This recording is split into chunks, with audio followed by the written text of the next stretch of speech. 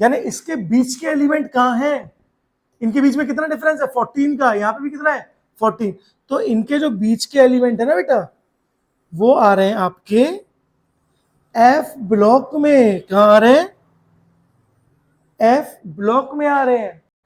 Start करें, चलो। तो देखो अब तक हम लोगों ने पीरियोडिक टेबल के बारे में बेसिक चीजें जानी कि पीरियोडिक टेबल क्या होता है, कैसे एलिमेंट अरेंज है, उसको याद करने की ट्रिक देख ली है ना, साथ में मैजिक नंबर भी देख लिए, यानी अब आप मैजिक नंबर को यूज कर पाओगे। चलो अब कुछ बेसिक बेसिक बातें और पीरियोडिक टेबल के बारे में पढ़नी है, जैसे पीरियोडिक टेबल में कितने एलिमेंट गैसियस स्टेट में होते हैं, कितने एलिमेंट लिक्विड स्टेट में होते हैं, कौन कौन मेटेलॉइड्स हैं, है ना, कौन कौन नॉन मेटल्स हैं, उनके बारे में बात करते हैं ना। तो हम बात कर रहे हैं elements of periodic table, elements of periodic table, periodic table के एलिमेंट्स के बारे में, जिसमें सबसे पहले हम बात करेंगे इसके बारे में मेटेलॉइड्स के बारे में, है ना। किसके बारे में बात करेंगे बेटा, मेटेलॉइड्स के बारे में, क्योंकि मेटेलॉइड्स बहुत इंपॉर्टेंट है ना। वैसे तो आपने मेटेलॉइड्स देखा होगा पीरियोडिक टेबल में पी ब्लॉक में प्रेजेंट होते हैं, जिगजैग मैनर में प्रेजेंट होते हैं, देखा ऐसे करके बने होते हैं, है ना। तो प्रेजेंट इन कहां पे प्रेजेंट होते हैं, पी ब्लॉक। मेटेलॉइड्स कहां प्रेजेंट है, पी ब्लॉक में प्रेजेंट है। बोलो क्लियर है ना। कौन कौन से एलिमेंट जो है वो मेटेलॉइड्स होते हैं, जरा मुझे बताओ कौन कौन से होते हैं। सिलिकॉन होता है, जर्मेनियम होता है, आर्सेनिक होता है, एसबी, एसबी मतलब एंटीमनी, है ना। तो कौन कौन हो गया, silicon, germanium, arsenic, antimony, tellurium, what is AT, astatine, and what is PO, polonium. तो these are metalloids। तो मेटेलॉइड्स कौन कौन से होते हैं बेटा, silicon, germanium, arsenic, antimony, tellurium, astatine और पोलोनियम। तो इनके नाम लिख दें, है ना, ताकि याद रहे। This is silicon, this is germanium, तो नाम भी तो पता होने चाहिए। This is arsenic, this is antimony, this is tellurium, this is astatine, and this one is polonium, है ना। ये एलिमेंट है, तो आपको ये याद होने चाहिए कि ये हमारे मेटेलॉइड्स हैं। कौन कौन से, silicon, germanium, arsenic, antimony, tellurium, astatine और पोलोनियम, है ना। याद रखने के लिए ऐसे याद रख सकते हो, याद रखने के लिए ऐसे याद रख सकते हो, शिव जी ऐसी,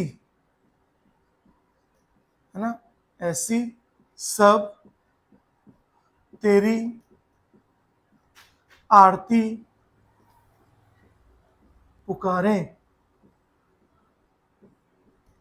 शिव जी ऐसी सब तेरी आरती पुकारें। अगर ये याद है तो अब यहां से अब आप एलिमेंट मेटेलॉइड्स बता सकते हो, तो ये याद रखने का तरीका है, ठीक है। अब बात करते हैं नॉन मेटल्स के बारे में। पहले काउंट करो जरा मेटेलॉइड्स कितने हैं बेटा, 1 2 3 4 5 6 और 7। दैट मीन मेटेलॉइड कितने हैं नंबर में, 7। मेटेलॉइड कितने हो गए, 7। अब बात करते हैं किसके बारे में, नॉन मेटल्स के बारे में, है ना। नॉन मेटल्स कितने, नॉन मेटल्स ऐसे लिखते हैं, नॉन मेटल्स, नॉन मेटल्स कितने, है ना। अब नॉन मेटल कहां पे मिलते हैं आपको मेनली, नॉन मेटल कौन से ग्रुप में मिलते हैं, कौन से उसमें ब्लॉक में मिलते हैं सबसे ज्यादा, नॉर्मली पी ब्लॉक में ही नॉन मेटल्स मिलते हैं। एस ब्लॉक में मेटल मिलते हैं, डी ब्लॉक में भी मेटल मिलते हैं, है ना। पी ब्लॉक में ही सिर्फ मेटल, नॉन मेटल और मेटलॉइड तीनों मिलते हैं, है ना। तो कहां पे मिलेंगे, प्रेजेंट इन पी ब्लॉक। अभी नंबर लिखेंगे, पहले काउंट तो कर ले, ठीक है। कौन कौन से? बोरोन सबसे पहले, carbon, phosphorus, sulphur, selenium, bromine, iodine. Count करो कितने हुए, कितने हो गए? 1 2 3 4 5 6 7। साथ में इसके साथ साथ 11 गैसेस, 11 गैस भी होती है ना। 11 गैसेस कौन कौन सी है? 11 गैसेस कौन कौन सी है जरा बताओ। सबसे पहले तो नोबल गैस उठा लो, हीलियम और नियोन, आर्गन, क्रिप्टन, जेनॉन और हाइड्रोजन गैस और ऑक्सीजन गैस और chlorine gas, nitrogen gas, fluorine gas. Count करो जरा कितने हो गए? 1 2 3 4 5 6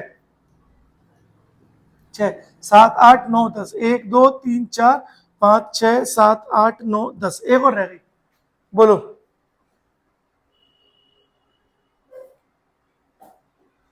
बोलो कौन सी गैस रह गई? रेडॉन, जो नोबल गैस ही है, लिखना भूल गए, जीनोन के बाद रेडॉन। तो 11 हो गई हमारी गैसेस, ठीक है। और ये कितने? 7, 7 और 11 18। 7 और 11 18 होते हैं ना, है ना? हाँ, तो 11 12 13 14 15 16 17 और 18, यानी 18 होते हैं हमारे नॉन मेटल्स। तो नॉन मेटल्स कितने होते हैं? 18 होते हैं। नाम क्या है? Boron, carbon, phosphorus, sulphur, selenium. लोग सोचते हैं कि सेलेनियम जो है वो मेटल है, सेलेनियम मेटल नहीं है। Br ब्रोमीन और आई आयोडीन, है ना। और कैसे याद रखोगे? याद रखोगे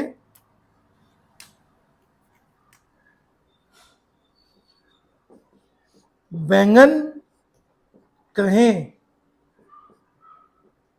पाटेगर, पाटेगर मतलब नाना पाटेकर, पाटेगर स्टाइल से बाहर आए। बैंगन कहे पाटेगर स्टाइल से बाहर आए।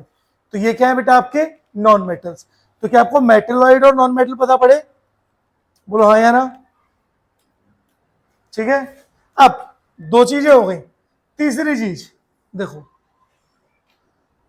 पीरियोडिक टेबल में कुछ एलिमेंट लिक्विड स्टेट में होते हैं। किसमें होते हैं? लिक्विड स्टेट में होते हैं। तो कौन कौन से एलिमेंट है जो लिक्विड स्टेट में होते हैं, आप बताओ। है mercury, very good, mercury, very good. और सीजियम सुना है? सीजियम, हेलिना की रब से फरियाद से सीजियम, है ना। फ्रेंशियम और यूयूबी।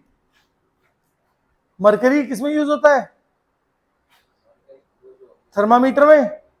ऐसे ही जर्मेनियम भी किसमें यूज होता है? थर्मामीटर में, है ना। गैलियम, गैलियम, गैलियम, जर्मेनियम नहीं, गैलियम, है ना। और कौन है लिक्विड स्टेट में? ब्रोमीन, सुना है? Bromine water, bromine. तो ये वो एलिमेंट है जो लिक्विड स्टेट में होते हैं। मरकरी, सीजियम, फ्रेंशियम, यूयूबी, अननबियम, गैलियम और ब्रोमीन। ये जो है ये मेटल्स है। अब तक आपको क्या पता था भैया? कौन सा मेटल लिक्विड स्टेट में होता है? मरकरी। क्या बोलते हैं? मरकरी। आज तक आपसे अभी पूछा जाता था कि बताओ कौन सा मेटल है ऐसा जो लिक्विड स्टेट में, आप हमेशा क्या बोलते थे? मरकरी बोलते थे। ये मरकरी के साथ गैलियम भी होता है, सीजियम भी होता है, फ्रेंशियम भी होता है, यूयूबी याद है, जिन्नी कनाडा हैगी, नॉन ट्रांजिशन एलिमेंट, उसी के अंदर आता है यूयूबी, उसके नीचे है ना। ब्रोमीन क्या है बेटा? Bromine is a non metal. अच्छा देखो यहां पे देखो, आपने मेटलॉइड और नॉन मेटल लिख लिए है ना। नॉन मेटल कितने? 18, मेटलॉइड कितने? 7, कितने हो गए? 18 7 25। इसके अंदर 25 एलिमेंट है, इसके अलावा बाकी सारे एलिमेंट क्या है? मेटल्स है ना। ठीक है, अब यहाँ पे लिक्विड स्टेट में कितने हो गए? 1 2 3 4 5 6, 6 लिक्विड स्टेट में है ना। अगर मैं आपसे बोलूं गैसियस स्टेट में कितने हैं? गैसियस स्टेट में कितने? लिक्विड स्टेट में कितने एलिमेंट होते हैं? 6 एलिमेंट्स। गैसियस स्टेट में कितने एलिमेंट होंगे? 11। अभी यहीं पढ़ा देखो, 11 गैसेस है ना, तो कितने होते हैं? 11। कौन कौन से? चलो नाम बताओ दोबारा से। पहले noble gas, helium, neon, argon, krypton, xenon, radon, hydrogen gas, oxygen gas, nitrogen gas, fluorine gas, chlorine gas. कितने हुए? काउंट करो, 1 2 3 4 5 6 7 8 9 10 और 1 11। इसका मतलब बाकी सारे के सारे एलिमेंट किस स्टेट में? सॉलिड स्टेट में। आयोडीन किस स्टेट में होता है? सॉलिड स्टेट में होता है। बोलो ये बात पता चल रही है? एटलीस्ट ये याद होने चाहिए हमें, है ना। ये तो खासकर कि लिक्विड स्टेट में आपसे एग्जाम में पूछ लेता है, which of the following metal exist in liquid state, और जो मरकरी नहीं होता ऑप्शन में, और बच्चा सोचता रहता है यार मरकरी तो है ही नहीं, हमने तो मरकरी पढ़ा था। अच्छा, जिसको मरकरी पता है, कुछ बच्चे ऐसे होते हैं मरकरी के साथ उसने गैलियम भी पता होता है, यहाँ गैलियम भी लिक्विड स्टेट में, लेकिन एग्जाम में गैलियम भी नहीं लिख के देता, वो यूयू भी लिख के दे देता है, या सीजियम लिख के दे देगा। कैसे पहचानोगे? ये याद होने चाहिए, ठीक है। मेटलॉइड कौन से हैं? देख के बता दोगे। नॉन मेटल्स कौन से हैं? देख के बता दोगे।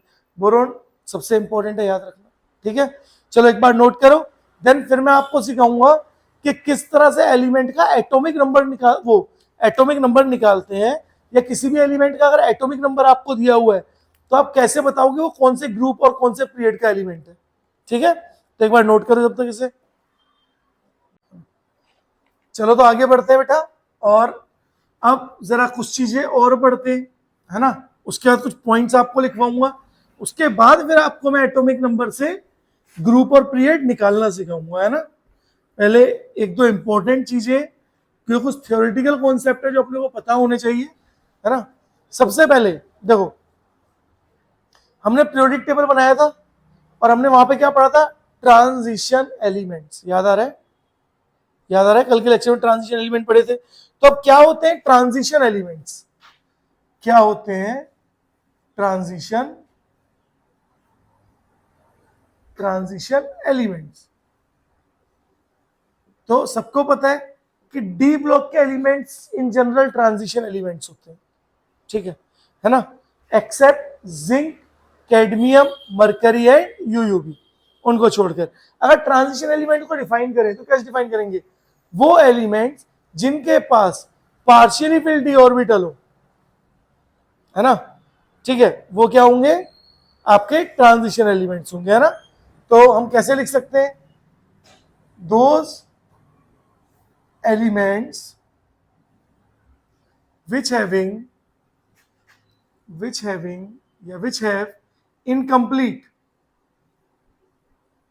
incomplete filled d orbitals in their ground state or in their most common oxidation state, most common state, ठीक है। ये बात पता चली? कैसे अभी एक्सप्लेन करूंगा, पहले एक पॉइंट लिख रहा हूं। इन general transition element elements includes d block metals. इन जनरल ट्रांजिशन एलिमेंट्स में कौन इंक्लूड होते हैं? डी ब्लॉक मेटल्स, यानी हम डी ब्लॉक के मेटल्स को ही ट्रांजिशन एलिमेंट्स बोलते हैं, except zinc, cadmium, mercury and बेटा यूयूबी, अनबीएम, यूयूबी को बोलते हैं अनबीएम, ठीक है? अभी देखेंगे, इनका भी नोमेनक्लेचर करेंगे प्रॉपर, है ना? चलो शाबाश, ये बात क्लियर हो गई अपने को। चलो अब सबसे पहले डी ब्लॉक के मेटल्स कौन कौन से, मैं यहां पे बना देता हूं जरा, हम लोग डी ब्लॉक के एलिमेंट्स बना लेते हैं, है ना?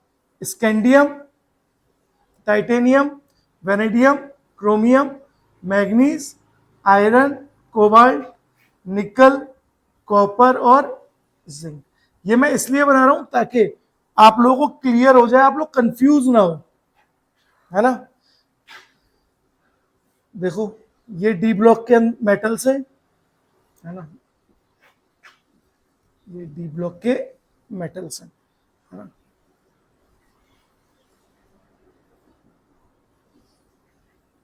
याद करो, सेकेंड ईयर लाएंगे एसी, टी जरा हाफ, वैनिब्बा था, करोड़ मोबाइल वाला, मन तक रे, फिर रूठा ओसामा, कोरियर, नहीं पढ़ोगे तो पिटोगे, कौन आगे आया, जिन्नी कनाडा हैगी, ठीक है?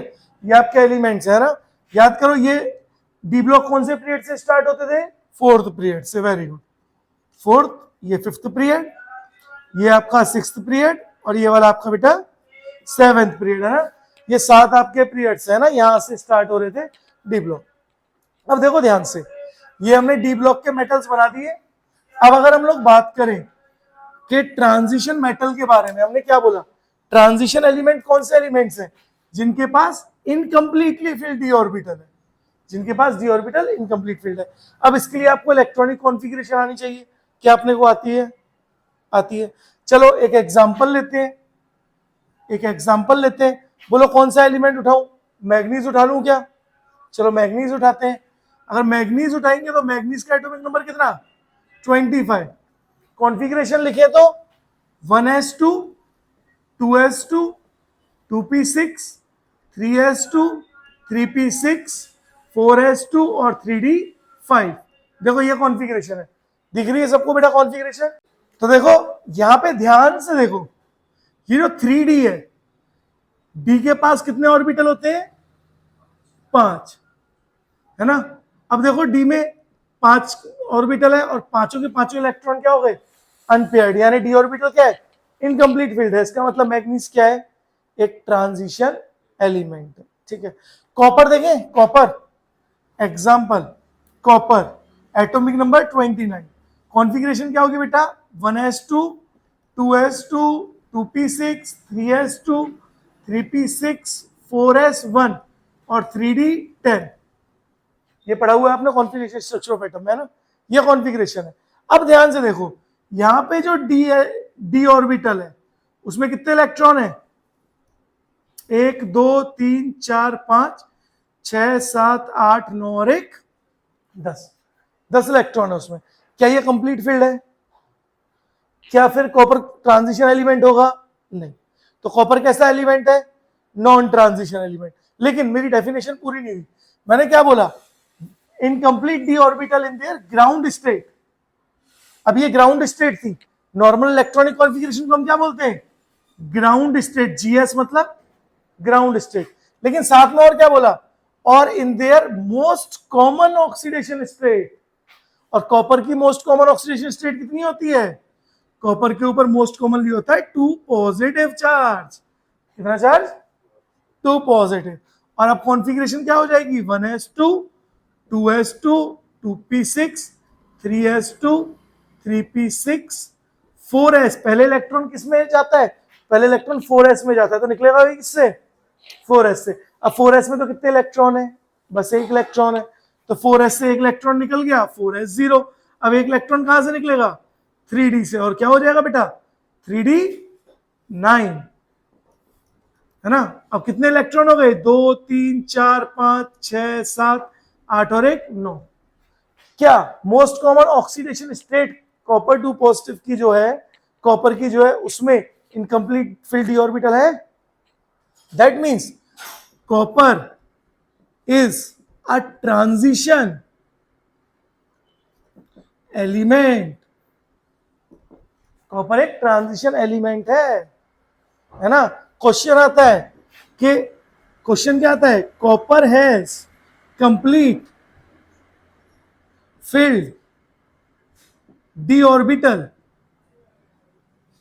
in their ground state, but it is a transition, but it is a transition element, फिर भी ये ट्रांजिशन एलिमेंट है। वाई, ऐसा क्यों, because in most common oxidation state of copper has incomplete field d orbital। तो हम अगर answer लिखना चाहें तो आंसर क्या लिख सकते हैं, because solution, because in most common oxidation state copper has incomplete field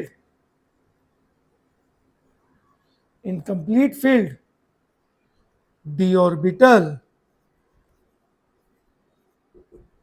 बोलो पता चला, ये बात याद होनी चाहिए। कॉपर कैसा एलिमेंट है, ट्रांजिशन है। नॉन ट्रांजिशन कौन होगा, जिंक कैडमियम मरकरी और यूयूबी, अनअनबियम, अनअनबियम।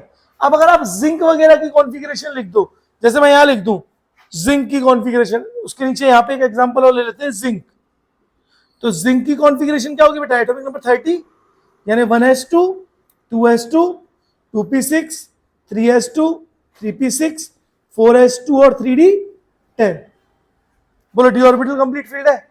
ये तो क्या है, इसकी ग्राउंड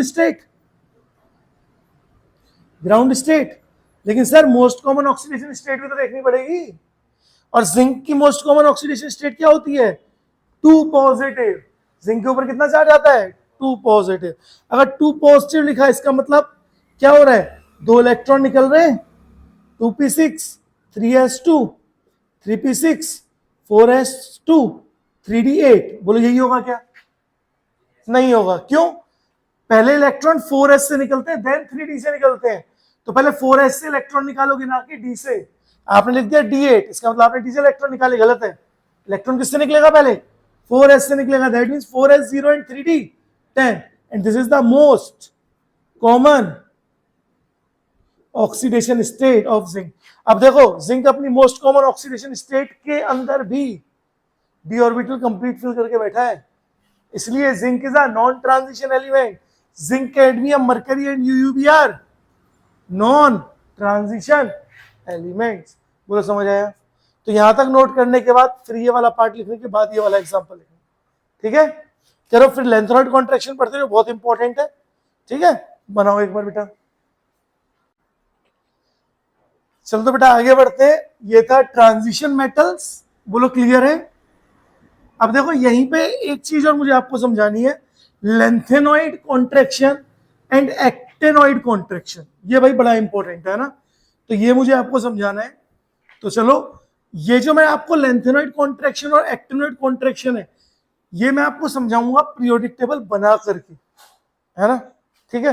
देखो हमारा टॉपिक है lanthanoid and actinoid contraction, lanthanoid and actinoid contraction, lanthanoid और एक्टेनॉइड कॉन्ट्रैक्शन, है ना। ये समझो बहुत ध्यान से और देखना क्या होता है, इसकी वजह से क्या हो रहा है, कैसे हो रहा है ना। देखो सबसे पहले मैं सिर्फ डी ब्लॉक के एलिमेंट्स बनाऊंगा, क्योंकि हम लोग डी ब्लॉक में ही लेंथेनॉइड एक्टिनॉइड कॉन्ट्रैक्शन पढ़ते हैं। तो लेंथेनॉइड और एक्टिनॉइड कॉन्ट्रैक्शन कहां पे होती है? डी ब्लॉक में। बोलो क्लियर है? इनर्ट पेयर इफेक्ट कहां पे होता है?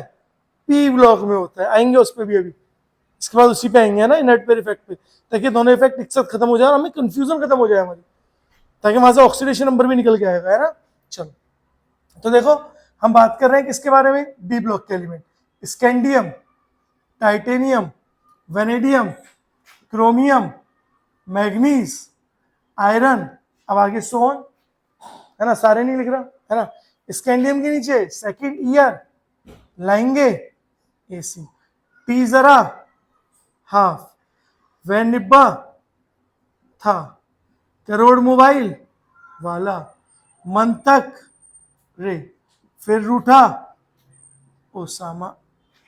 इस तरह से यहां पे हम मान लेते हैं कोई एलिमेंट है एक्स, ठीक है, या वाई मान लो, वाई तो लिखा हुआ है, एक एलिमेंट मान लो आप एक्स यहाँ पे, है ना। अब सबसे पहले तो आप मैजिक नंबर लगाओ, है ना। मैजिक नंबर के हिसाब से स्कैंडियम का एटॉमिक नंबर 21, टाइटेनियम का 22, वेनेडियम 23, क्रोमियम 24, इस तरह से एटॉमिक नंबर है। अब देखो सबसे पहले स्कैंडियम कौन सा पीरियड है बेटा? फोर्थ पीरियड, है ना। Yttrium fifth period, this is the sixth period, and this one is seventh period. बोलो दिख रहा है? अब मैंने जब आपको मैजिक नंबर पढ़ाया था तो मैंने आपको एक बात बताई थी मैजिक नंबर में, कि बच्चों फर्स्ट टू थर्ड ग्रुप के लिए magic number 1 2 3 4 5 6 7 and fourth to 18th group के लिए मैजिक नंबर क्या था? 1 2 3 4 5 6 7। कैसे गैप था? देखो ऐसी गैप था क्या? 2 8 8 18 18 और याद है, और यहां पे क्या था? 8 8 18 18 32 और, बोलो ऐसे ही था। क्लियर है ये बात? अब देखो ध्यान से, स्कैंडियम कौन सा पीरियड है? कौन सा ग्रुप है? Third group. Titanium fourth group, this is fifth group, this is sixth group, this is seventh group, and this is eighth group, ऐसे सो ऑन है। अब थर्ड ग्रुप स्कैंडियम है तो इसके लिए कौन सा लगेगा? ये वाला। अब ध्यान से देखो, फोर्थ और फिफ्थ के बीच में कितने का गैप है? 18, तो इसका मतलब फोर्थ और फिफ्थ के बीच में यहाँ पे गैप कितना है? 18। 21 और 18 39, 21 और 18 39, ठीक है। फिफ्थ और सिक्स्थ के बीच में देखो बेटा कितना गैप है? 18। 39 और 18 9 8 17 57, दिख रहा है? अच्छा, सिक्स्थ और सेवेंथ के बीच में कितना गैप है बेटा? 32, तो 57 और 32 89, दिख रहा है? बोलो ये बात क्लियर हुई? अच्छा देखो, ये 21 है तो ये 22, ये 39 है तो ये 40, ये 57 है तो ये 58, और ये 89 है तो ये 90, ऐसे ही होना चाहिए। लेकिन चलो फोर्थ पीरियड में मैजिक नंबर लगाए। देखो 22, फोर्थ और फिफ्थ के बीच में कितना गैप है? 18, तो 22 प्लस 18 कितना हुआ बेटा? 40। 22 प्लस 18 40। अब फिफ्थ और सिक्स्थ के बीच में कितना गैप है? 32 का गैप। 40 और 32 कितना होता है? 72। इसका मतलब ये क्या है? 72 है। लेकिन हमने तो क्या सोचा था? 58 होना चाहिए। ये 58 नहीं है, क्या है? 72, दिख रहा है? अच्छा, यहां पर 89 के बाद हमने क्या सोचा? 90, लेकिन 72 प्लस 32, अगेन 72 प्लस 32 इज 104, 104। इसका मतलब 80 के बाद 90 आना चाहिए, लेकिन क्या रहा है? 104। यानी इसके बीच के एलिमेंट कहां हैं? इनके बीच में कितना डिफरेंस है? 14 का। यहाँ पे भी कितना है? 14। तो इनके जो बीच के एलिमेंट है ना बेटा, वो आ रहे हैं आपके एफ ब्लॉक में। कहां आ रहे हैं? एफ ब्लॉक में आ रहे हैं। कितने? 1 2 3 4 5 6 7 8 9 10 11 12 13 और 14, है ना। इसका मतलब 57 के बाद क्या आया? 58। 58 से लेके 71 तक 58, 59, 60, 61, 62, 63, 64, 65, 66, 67, 68, 69, 70 और 71। कितने एलिमेंट आए? 14। यहाँ पे 89 के बाद क्या आएगा? 90, 90 से लेके 103, तो 14 एलिमेंट ये रहे, 14, और ये भी कितने? 14। ठीक है। अब ये जो 58 से 71 है, ये किसके बाद है? लेंथेनम के बाद। किसके बाद है? लेंथेनम के बाद। इसका मतलब these are called lanthanoids, these are called lanthanoids या लेंथेनाइड्स, है ना। 90 किसके बाद आ रहा है? एक्टेनम के बाद, इसलिए these are called actinoids, these are called actinoids. अब और क्या याद रखना है? लेंथेनॉइड जो है ये भी थर्ड ग्रुप के एलिमेंट है, और एक्टेनॉइड भी बेटा थर्ड ग्रुप के एलिमेंट है। लेकिन आपसे पूछा जाए लेंथेनॉइड कौन से पीरियड के हैं, तो कौन से पीरियड के लेंथेनॉइड? 6th पीरियड के, यानी third group and 6th period. और एक्टेनॉइड बेटा 7th पीरियड। बोलो दिख रहा है? एक्टेनॉइड कौन से पीरियड का है? 7th पीरियड का। ठीक है। अब इन एलिमेंट की वजह से देखो, इन एलिमेंट को हम क्या बोल रहे हैं? नीचे लिख दूं, यहां लिख देते हैं। इन एलिमेंट को हम लोग क्या बोल रहे हैं? F block elements. F block element का क्या मतलब है? इनकी वैलेंस शेल में, यानी इनके पास एफ ऑर्बिटल आ गया है। इनके पास कौन सा ऑर्बिटल आ गया है? एफ ऑर्बिटल आ गया है। और एफ ऑर्बिटल का शील्डिंग इफेक्ट क्या होता है? नेग्लेजिबल होता है। ठीक है। शील्डिंग इफेक्ट का मतलब रिपल्शन फोर्स। अगर रिपल्शन फोर्स नेग्लेजिबल हो गया तो न्यूक्लियस इलेक्ट्रॉन को क्या करेगा? अट्रैक्ट करेगा, और अट्रैक्शन फोर्स बढ़ जाएगा, है ना। इसका मतलब अगर मैं लेंथेनम और हॉफनियम में बात करूं, है ना, तो देखो हॉफनियम के अंदर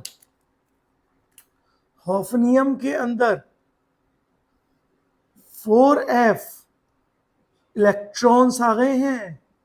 क्या आ गए हैं? 4f electron. और 4f इलेक्ट्रॉन्स का शील्डिंग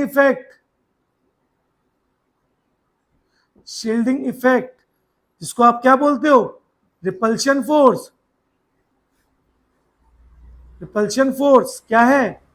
कम है। और रिपल्शन फोर्स कम होने की वजह से अट्रैक्शन फोर्स क्या हो जाएगा? बढ़ जाएगा, यानी इफेक्टिव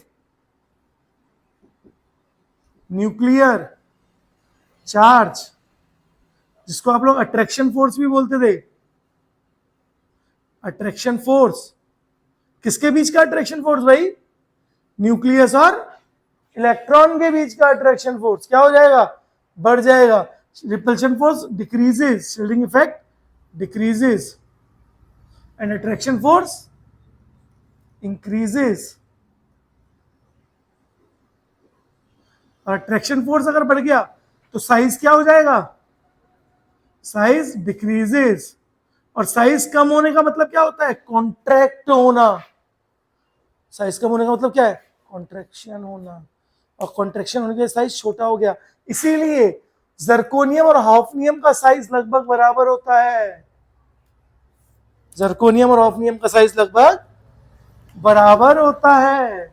नियोबियम देखो, इसके बाद ये भी तो आ गया, इसका साइज भी। आपने आज तक क्या पढ़ा कि आप टॉप से बॉटम जाते हो तो नंबर ऑफ शेल क्या होती है? टॉप से बॉटम जाओगे तो नंबर ऑफ शेल बढ़ेंगी, और शेल बढ़ेंगी तो बेटा साइज भी बढ़ेगा। दैट मीन साइज बढ़ना चाहिए। लेकिन यहाँ पे क्या हो रहा है? साइज बढ़ने की जगह स्टार्टिंग में साइज बढ़ रहा था, लेकिन यहाँ पे लगभग क्या हो गया? बराबर हो गया। किसकी वजह से? लेंथेनॉइड कॉन्ट्रैक्शन की वजह से। ये लेंथेनम है ना। ऐसे यहां पर क्या है? ये एक्टेनम के बाद है, तो इसमें क्या लगेगा?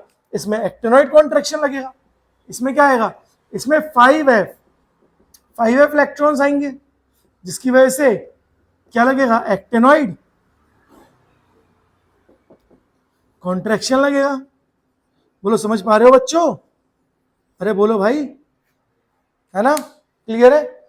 चलो यहाँ पे एक चीज और बताता हूं आपको, है ना। लेंथेनॉइड एक्टिनॉइड कॉन्ट्रैक्शन पता चला क्या होता है ना, ठीक है। लिख भी देता हूं इसको कि लेंथेनॉइड एक्टिनॉइड कॉन्ट्रैक्शन क्या होता है ना, ठीक है। तो अगर हम लिखें यहां पर लेंथेनॉइड कॉन्ट्रैक्शन तो हम ऐसे लिख सकते हैं, लेंथेनॉइड कॉन्ट्रैक्शन अगर हम डिफाइन करें तो क्या बोलेंगे, due to negligible shielding effect of 4f electrons due to negligible shielding effect of 4 electron, the size of 6th period elements of D block decreases, and this decrease in size is called lengthenoid contraction, है ना।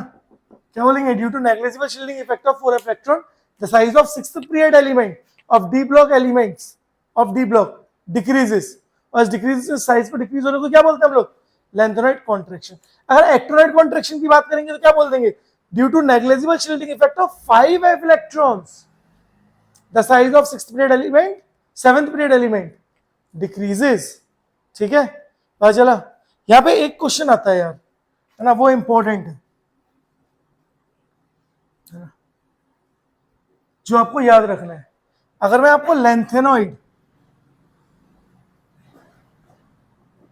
Contraction के बारे में बात करूं और actinoid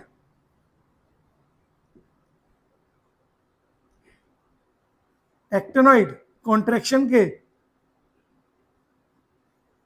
के बारे में बात करूं तो एक्टिनॉइड कॉन्ट्रैक्शन जो है ना वो हमेशा लेंथेनॉइड कॉन्ट्रैक्शन से ज्यादा होता है। क्यों, अगर हम रीजन की बात करें तो शील्डिंग इफेक्ट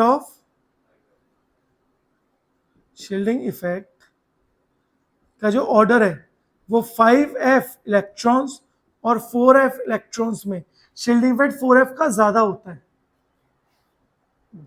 कम होता दोनों का नेग्लिजिबल है, लेकिन जिसका शील्डिंग इफेक्ट ज्यादा कम होगा उसका कॉन्ट्रैक्शन ज्यादा हो जाएगा ना। जिसका शील्डिंग इफेक्ट है ना रिपल्शन कम होगा, दोबारा सुनो, जिसका शील्डिंग इफेक्ट कम होगा उसका इफेक्टिव न्यूक्लियर चार्ज क्या होगा, ज्यादा होगा, यानी अट्रैक्शन क्या होगा, ज्यादा होगा। तो एक्टिनॉइड कॉन्ट्रैक्शन क्या ज्यादा है ना, तो इसका मतलब उसका शील्डिंग इफेक्ट क्या हुआ, कम हुआ। क्लियर है, तो यहां कंफ्यूज मत होना। तो इसका रीजन है, बोलो क्लियर है। तो हमारे रीजन में लिख सकते हो कि actinoid contraction is greater than, ये बोर्ड में आया था क्वेश्चन, है ना, actinoid contraction is greater than lanthanoid contraction due to very highly negligible shielding effect of 5f electrons. तो आप लिख सकते हो, इसको अगर लिखना चाहोगे ना तो अपनी लैंग्वेज में लिख सकते हो कि वो actinoid contraction is greater than lanthanoid contraction due to highly negligible shielding effect of 5f electrons. बोलो क्लियर है, आसान है, ये बात समझ आई लेंथेनॉइड कॉन्ट्रैक्शन क्या होता है। अच्छा ये बात पता पड़ी कि ये जो बीच में गायब एलिमेंट है वो इसके हैं, है ना। इसका मतलब अगर हम लोग थर्ड में बात करें, थर्ड ग्रुप में बात करें तो थर्ड ग्रुप में कितने एलिमेंट होंगे, 1 2 3 1 4, और इनके बीच में जो एलिमेंट है ये रे 14 14 28 यानी 28 और 4 कितने हो गए, ये देखो लेंथेनम के बाद वाले एलिमेंट भी तो है ये, और एक्टिनम के बाद वाले ये रे, यानी इसी के अंदर है। दोनों के दोनों कौन से ग्रुप के एलिमेंट है, थर्ड ग्रुप के। तो थर्ड ग्रुप में टोटल एलिमेंट कितने हुए, 14 और 14 28 29 30 31 और 32। दैट मीन्स सबसे लॉन्गेस्ट पीरियड होता है, लॉन्गेस्ट ग्रुप होता है, सॉरी मतलब सबसे लॉन्गेस्ट ग्रुप होता है थर्ड ग्रुप, ठीक है। कितने एलिमेंट, 32 एलिमेंट्स। तो जरा इसको नोट करो, फिर कुछ पॉइंट्स लिख लेते हैं 4 5 एंड देन खत्म करेंगे, है ना। करो जरा बेटा नोट। चलो तो अब कुछ क्वेश्चंस कर लेते हैं छोटे छोटे से, है ना। जैसे मैं आपको क्वेश्चंस देते रहूंगा, आप मुझे आंसर बताते जाना, है ना। मैं लिखते जाऊंगा ताकि आप लोग उसको नोट भी कर लो। मेरा सबसे पहला क्वेश्चन है बेटा, period which contains only gaseous elements. मेरा सबसे पहला क्वेश्चन है, question number 1, period which contains only gaseous elements। कौन सा पीरियड होता है जिसमें सिर्फ और सिर्फ गैसियस एलिमेंट्स होते हैं? पीरियड, ग्रुप नहीं, पीरियड। कौन सा पीरियड है जिसमें सिर्फ और सिर्फ गैसियस एलिमेंट है भाई? First period, first period, first period. First period में कौन कौन से एलिमेंट होते हैं? Hydrogen and helium, H2 and helium. दोनों के दोनों कैसे एलिमेंट है? गैसियस एलिमेंट है। पता चला? चलो सेकंड क्वेश्चन पूछूं। सेकंड क्वेश्चन है, period which contains maximum gaseous elements. Second, period which contains maximum gaseous elements। अगर पीरियड टेबल याद नहीं है तो इसका मतलब पीरियड टेबल दिमाग में नहीं है। दिमाग में नहीं है तो फिर हम इन लल्लू लल्लू क्वेश्चनों को भी नहीं कर पाएंगे, है ना। तो बोलो सेकंड पीरियड। फोर्थ पीरियड में तो कोई गैसियस एलिमेंट है ही नहीं। सेकंड पीरियड में कौन कौन है? ऑक्सीजन, नाइट्रोजन, फ्लोरीन, है ना। ठीक है, तो कौन सा है? Second period. और कौन कौन से एलिमेंट है इसमें? ऑक्सीजन, नाइट्रोजन, फ्लोरीन, फ्लोरीन और नियॉन। पता चला? चलो थर्ड क्वेश्चन दूं। थर्ड क्वेश्चन है मेरा, period which contains all type of elements. Question number third, period which contains all type of elements। कौन से पीरियड में हर तरह का एलिमेंट होता है? हर तरह का एलिमेंट मतलब मेटल भी है, नॉन मेटल भी है, मेटलॉइड भी है, लिक्विड स्टेट में भी है, गैसियस स्टेट में भी है और सॉलिड स्टेट में भी है। वो है आपका सिक्स्थ पीरियड। ये याद रखना भाई, ये बहुत इंपॉर्टेंट है, इसमें रेड से लिखा है ना। चलो अगला क्वेश्चन दो। अगला क्वेश्चन है, ग्रुप विच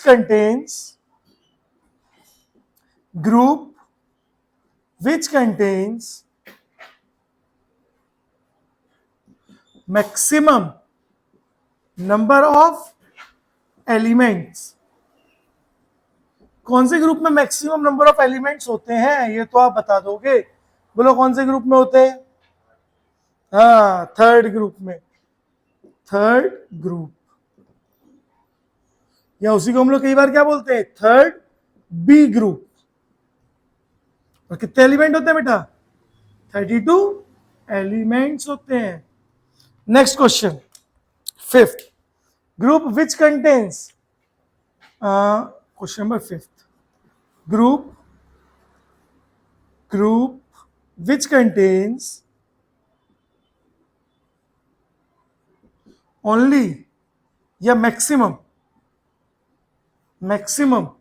gaseous elements। कौन सा ग्रुप होता है जिसमें मैक्सिमम गैसियस एलिमेंट होते हैं? वेरी गुड, 18th ग्रुप, या उसी को हम लोग क्या बोलते हैं? Zero group. और कितने गैसियस एलिमेंट होते हैं? 6 एलिमेंट होते हैं ना, टीना, नीना और करीना, जी, रन, helium, neon, argon, krypton, xenon और रेडोन। बोलो पता चला? तो ये कुछ ऐसी बेसिक चीजें हैं, बेसिक बातें जो आपको हमेशा पता होनी चाहिए। ठीक है, अब आपसे ये पूछेगा ग्रुप विच कंटेन्स वो period which contains maximum number of elements, तो अभी वो आगे पढ़ाऊंगा तब पूछूंगा उसको। ठीक है, तो बोले यहाँ तक कोई डाउट नहीं है, क्लियर है, जरा छापो इसको, और आज इतना ही करते हैं, बाकी फिर नेक्स्ट लेक्चर में करेंगे।